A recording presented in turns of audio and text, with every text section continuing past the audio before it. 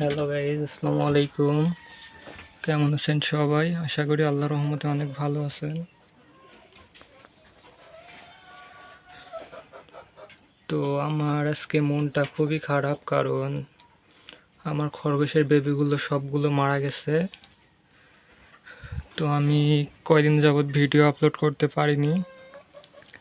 তো গত 2 দিন আগে অর্থাৎ 4 তারিখে আমার খরগোশের 2টা বেবি মারা যায় একই সাথে। তো কেন মারা গেছিলো আমি জানি না। তো আজকে বেবিগুলোর বয়স মাত্র 21 দিন। তো গত 2 দিন আগে মানে 19 দিন বয়সে 2টা বেবি মারা যায়। তো ভাবছিলাম যে বেবিগুলোর হয়তো ঠিকমতো খাওয়া হয়নি বা প্রচুর গরম পড়ছিল, যার কারণে মারা গেছে। তো আজকে আবার আমি আজকে যেহেতু জুম্মাবার, তো আমি জুম্মার নামাজ পড়ে আসার পরে খরগোশের ঘরে আসি। তারপর দেখি আমার একটা বাচ্চা, অর্থাৎ এই বাচ্চাটা এইভাবে শুয়ে আছে। তো মারাই গেছে হয়তো বা। তো আমি ধরে দেখলাম কোনো নড়াচড়া করছে না। তো বাকি 2টা বাচ্চা এই পাশে ছিল। তো এখন আমি খরগোশগুলোর জন্য একটু ভাত এনেছি, কারণ খরগোশের বাচ্চাগুলো যেহেতু ছোট, তো ভাত যেহেতু নরম, তো ওরা মোটামুটি ভাত খাওয়া শিখে গেছে। তো আমি ভাত কখনো দেই না, তো আজকে ওদের জন্য একটু ভাত আনলাম। যদি ওর মায়ের দুধ কম হয় তো একটু ভাত খেলেও পেটটা ভরে যাবে। তো এখন ভাত নিয়ে এসে খরগোশের দৌড় খুলে দেখি যে আমার 2টা বাচ্চা একই জায়গায় একইভাবে পড়ে আছে। তো কি বলবো, দেখুন 2টা বাচ্চা, তো বাচ্চাগুলোর 21 দিন বয়স হয়ে গেছে। তো কত সুন্দর সুন্দর বাচ্চা। তো আমার এইবারে 5টা বাচ্চা হয়েছিল, 5টাই সাদা বাচ্চা। তো বাচ্চাগুলো দেখুন কত সুন্দর হয়েছে। তো এত বড় হয়ে যাওয়ার পরে কেন মারা গেল আমি বুঝতে পারছি না। তো 2 দিন আগেও 2টা বাচ্চা একই সাথে মারা গেছিলো, তো আজকে আবার 2টা বাচ্চা মারা গিয়েছে। তো আমি খরগোশকে এখন এই যে ঘাস, এই ঘাস খাওয়াচ্ছি।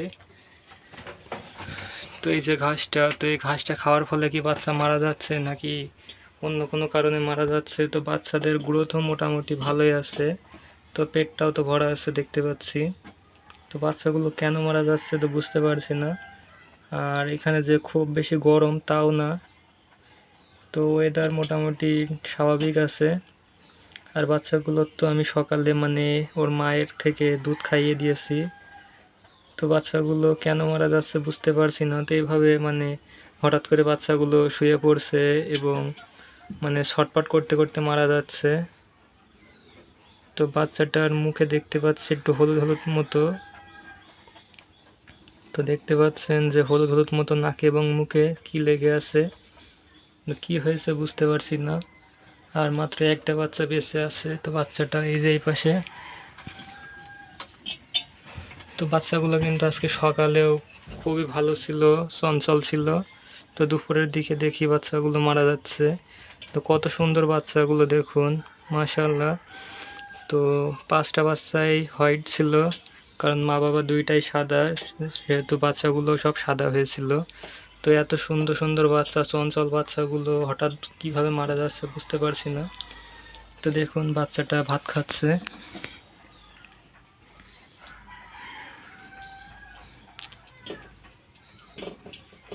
তো বাচ্চাগুলো হালকা পাতলা ঘাসও খাওয়া শিখছিল। তো ঘাস খেয়ে কি কোনো সমস্যা হচ্ছে নাকি বুঝতে পারছি না। তো বাচ্চাগুলো পেটে কিন্তু কোনো প্রকার গ্যাস নাই এবং ওদের টি-পটি সবগুলো ঠিক আছে। তারপরও বাচ্চাগুলো কিভাবে মারা গেল আমি বুঝতে পারছি না। তো আমার খরগোশ ঘরের এই ছিল অবস্থা। তো অবস্থা খুবই খারাপ, কি বলবো। তো ওই শখের বাচ্চাগুলো যদি এভাবে মারা যায় তো কতটা খারাপ লাগে, যারা খরগোশ পালন করেন তারাই জানবেন।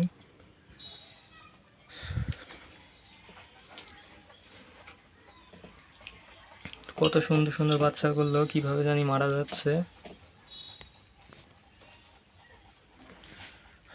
তো এই ছিল আমার খরগোশ ঘরের আপডেট। তো খরগোশের আর একটা মাত্র বাচ্চা আছে, তো এই বাচ্চাটা সারভাইভ করে কিনা আমি পরে নেক্সট কোনো ভিডিও আপনাদেরকে দেখাবো। তো সকলে ভালো থাকেন, সুস্থ থাকেন, আর আমার খরগোশগুলোর জন্য দোয়া করবেন। আল্লাহ হাফেজ।